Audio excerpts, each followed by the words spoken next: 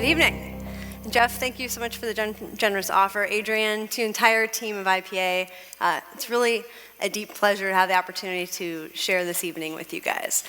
And I know I'm right between you and your main, so I'm going to try to keep this nice and punchy and be as interesting as possible. I am also extremely jet lagged, so if I start to fall over, any one of you is allowed to come up here and kick me in the shins. Just watch the teeth. So I'm Avery Bang, and I'm here to talk a little bit about the other end of the infrastructure spectrum. As Jeff mentioned, I think when you start to imagine a room full of people who already understand the importance of the built environment and how to connect people and how important that is for an economy, this is my favorite group of folks. You guys are my new best friends because I don't have to explain and start at the well, did you know?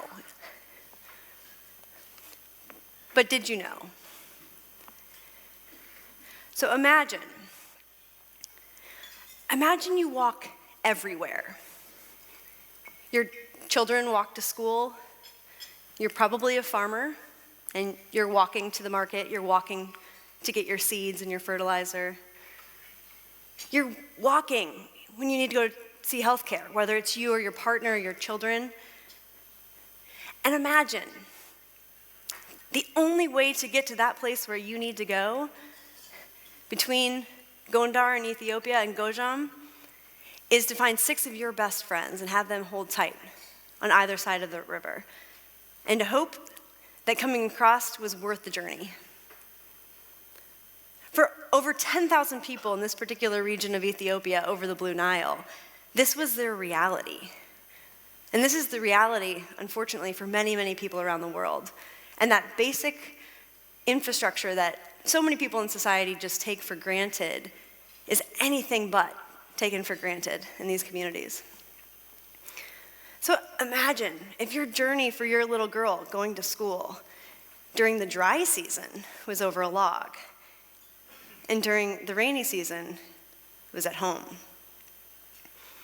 Well, what we found is something so simple as last mile, pedestrian, motorcycle, bicycle infrastructure seems so simple to most of us, right? There's a lot more complicated infrastructure we could put in and have much more of a sex appeal, if you want to think of it this way. But something so simple as a $100,000 or less last mile bridge can be entirely transformative, not only for an individual, for someone going to school, for someone seeking healthcare, but for entire communities. And as an organization, we found that if you can start to invest in this infrastructure, not think about it just technically, but also about how do you finance rural infrastructure, whether it's in rural Rwanda or Bolivia or anywhere in between, this kind of work is not technically challenging in its own right. It's how do you get the political will and the capital moving in order to make these last mile connections possible. So by this point, I usually get who the heck is this kid standing up in front of me at the dinner table? So I thought I'd do a little introduction. This is dating myself a little bit, but had I had red hair, I like to think that I would have been selected by Lego to be in this particular ad in the early 1980s, but I really missed the boat.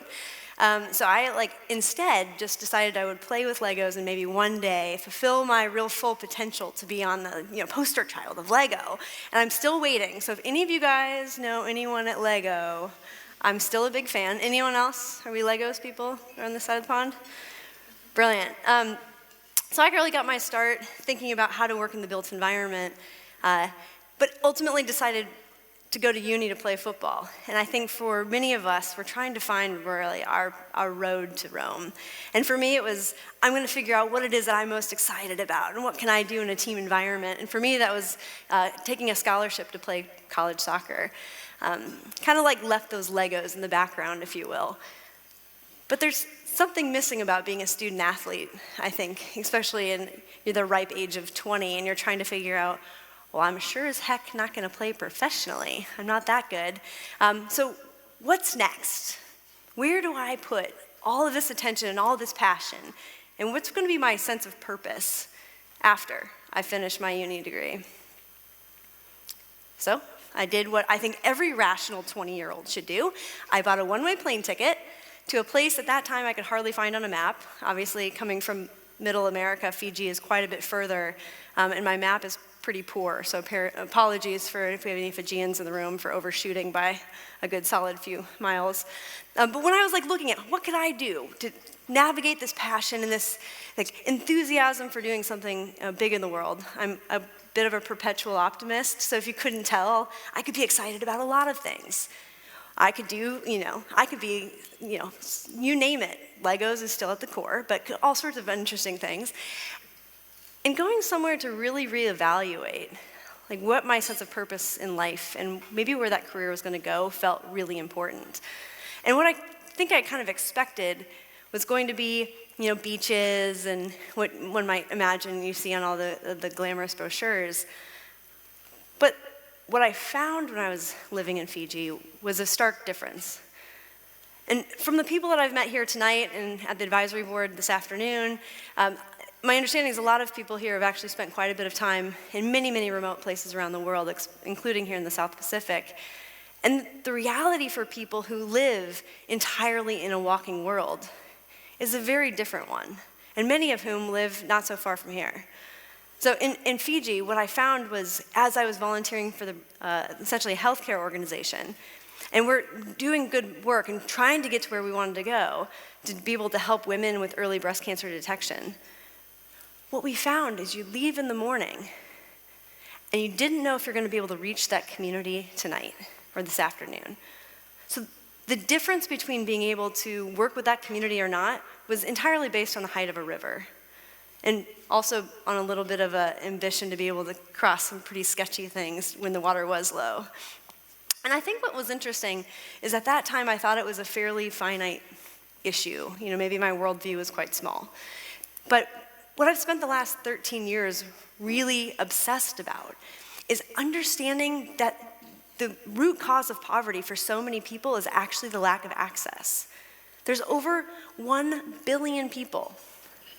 So that's 1 in 7 people in the world live entirely in a walking existence and are not able to get to where they need to go. If you kind of get your arms around that, the Venn diagram of people who have water poverty, education poverty, poor health outcomes, often are also the people that are not able to commercially participate in their local economies. So as an organization, we have now served over 1 million people with 300 bridges across 21 countries. And I'm really, really proud to tell you guys a little bit more about what we do. But by this time, I was thinking you all might need a little bit of a, so tell me more, Avery, but more dance and less talk. So hopefully this will be punchy.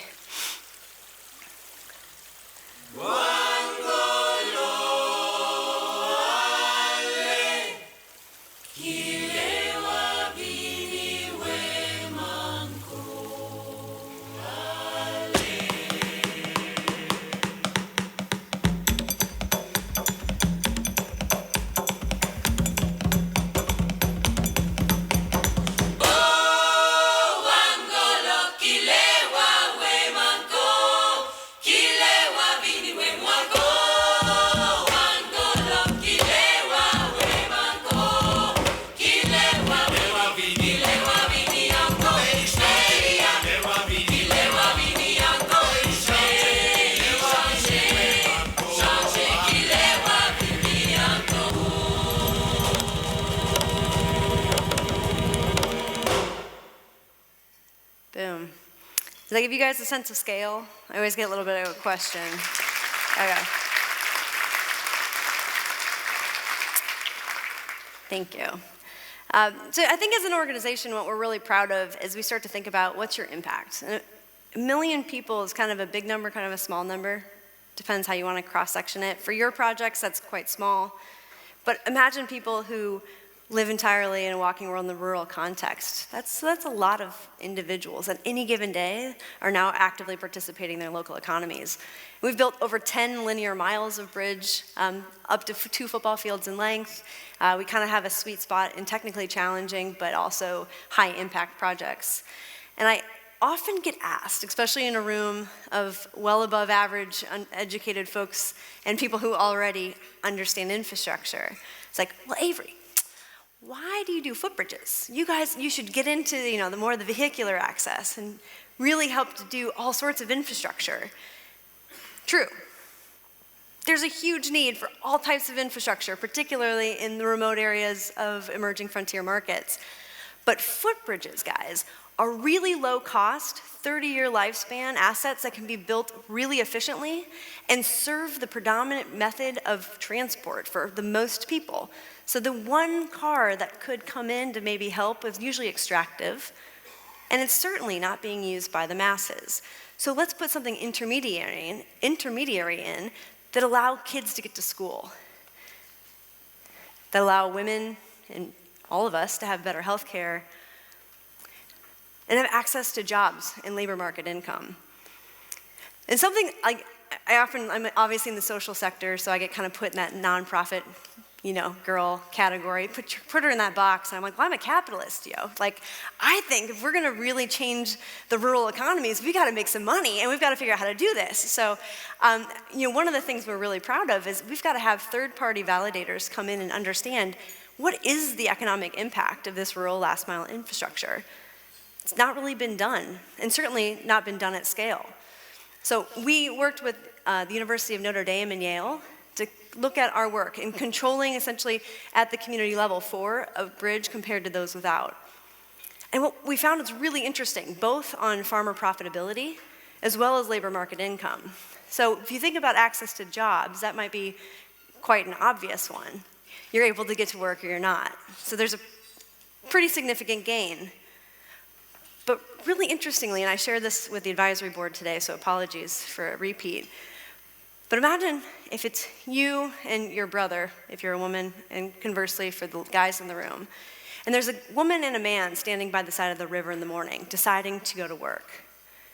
If you're not sure if you're going to be able to come home tonight, there's a distinct difference in who will go. The women are more likely to stay home.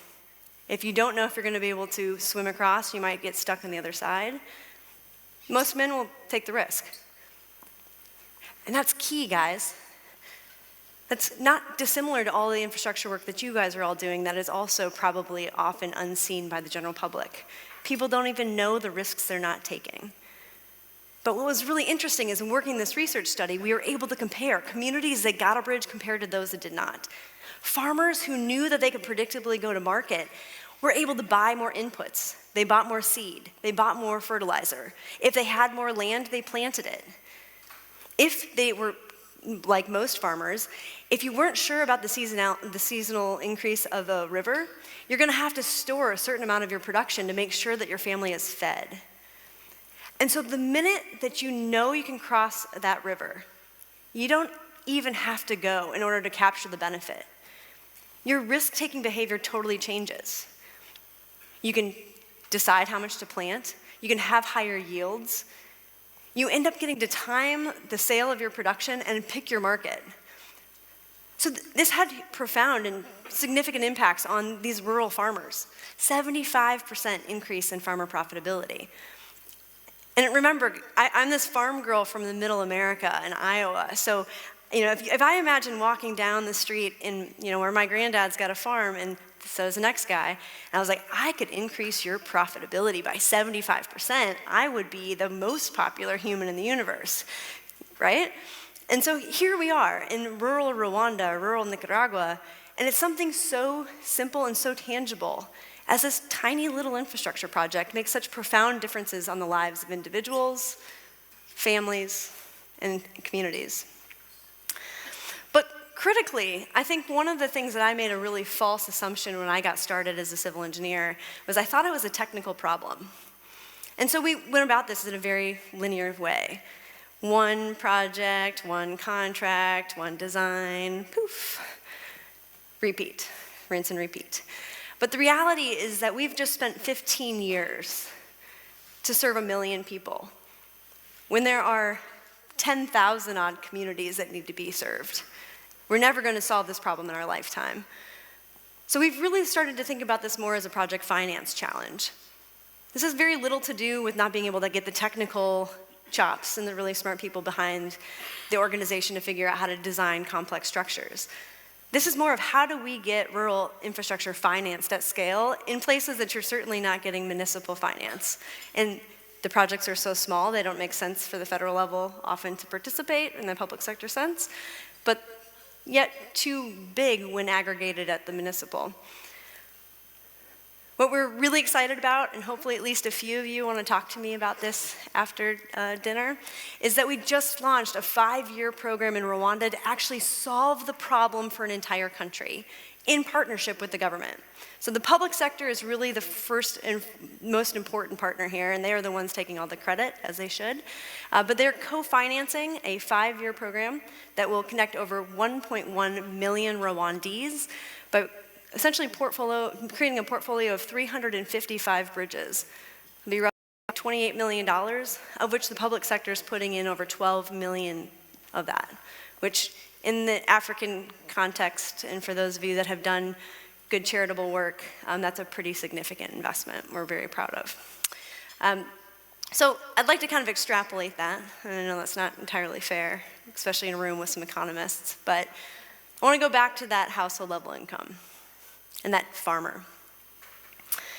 And I'd like to just take for a minute and tease out if an individual family is able to increase their profitability if they're a farmer, or increase their labor market income if they're participating in the market, and oftentimes those things co-locate, we've figured out.